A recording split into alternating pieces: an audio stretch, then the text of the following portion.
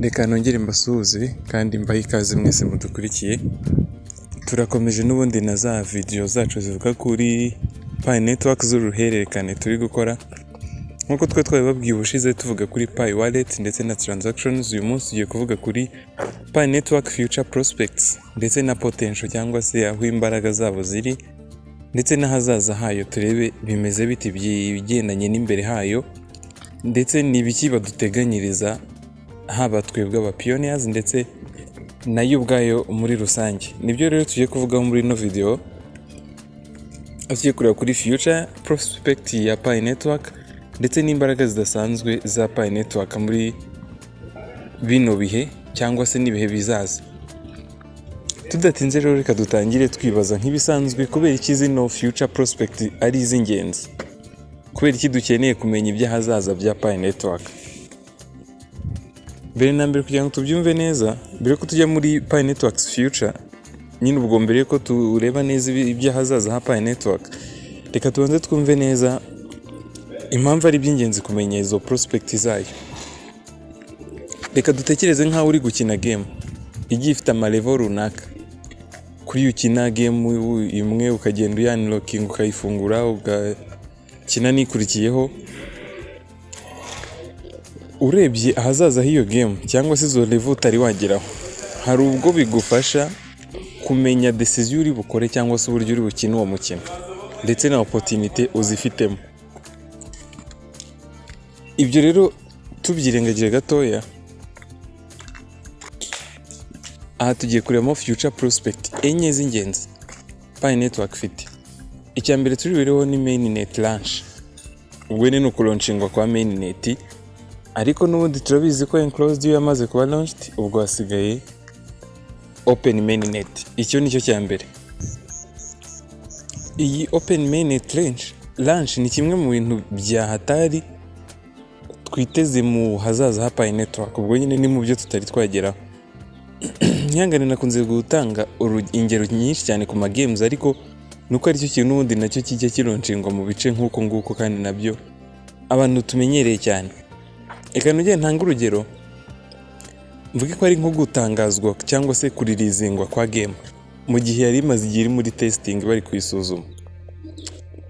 Ubwo mainnet izaba ibaye live, nyine habayeho live mainnet, ubwo ni iriya open mainnet. Pi network izagera ku yindi phase, aho noneho operation zose za blockchain zizaba zihari ndetse zemerewe gukoreshwa biri open, nyine nk'uko bivugwa ko ari open mainnet. Ibi ngibi bizafungura izindi possibility cyane nyinshi kuri Pi network tutari dufite. Icyo ni icya mbere. Icya kabiri ni icyo twakwita value of Pi coin cyangwa se agaciro ka Pi network. Iki nacyo ni ikindi kintu dutegereje cyane muri kino gihe, dutegereje muri bino bintu dutegereje nyine biri imbere muri Pi network. Agaciro nacyo ni ikindi kintu cyahatari ndetse dutegereje. Reka hano naho mvuge ngo uko Pi network igrowinga cyangwa se uko ikura igenda igera ku umunsi uko ugenda ushira bazana ibintu bishyashya, niko n'agaciro ka Pi coin kiyongera. Uko abantu benshi bagenda bajoininga Pi network ndetse uko ugenda iba accepted, yemerwa ahantu hagiye hatandukanye mu bintu runaka bitandukanye, niko n'agaciro ka coins wagiye umininga kagenda kagira agaciro ndetse kiyongera. Tutatinze tutiriwe dutinda, icyo ntago turi bukivugeho ibintu byinshi, ahubwo twikomereze tugira ku cyo twise use case ndetse na partnership.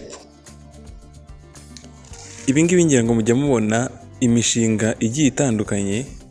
Aha sinzi niba natangamo urugero wenda rw'amahackathon agenda aba, ariko nabyo navuga ko bigiye biri muri izo partnership Pi network iri kugenda yubaka. Uko ugenda yubaka partnership, nabyo biri mu byo dutegereje imbere kandi bizateza imbere cyangwa se bizazamura agaciro ka Pi ku rundi ruhande. Izo partnership zishobora no kuzamura icyo twitse utility ndetse na demand ya Pi coin. Ibi twabivuzeho muri post zahise tuvuga kuri Pi utility ndetse na demand zayo. Tudatinze twikomereze ku cyanyuma tuvuga kuri community development. Iki nacyo ni ikindi. Pi network community igira uruhare runini cyane rukomeye mu kugira ahazaza ha Pi Network heza. Ni nko kugira groupe y'abakinnyi runaka bagenda bazana amastrategy runaka, bazana utuntu dushyashya kugira ngo bagere ku ntsinzi y'iyo kipe. Abayuza ba Pi Network bafite opportunity cyane yo kugira uruhare mu iterambere ndetse n'ahazaza heza ha Pi Network. Ibi ni byo bintu bine twari twateguye kugira ngo tuvuge muri no post ijyanye na Pi Network future prospect ndetse na potential zayo. Ibyo bintu bino byumvise neza wumva yuko harimo hazaza hakomeye ha Pi Network. Dusoza rero muri make Pi Network future ndetse na prospect nk'uko twabivuze.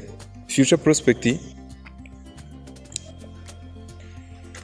tubonyemo utuntu tune, ariho twavugamo mainnet launch, tukabonamo potential value ya Pi Network, ndetse n'ibyo bindi twagiye tubona harimo community development ndetse na use cases ndetse na partnership.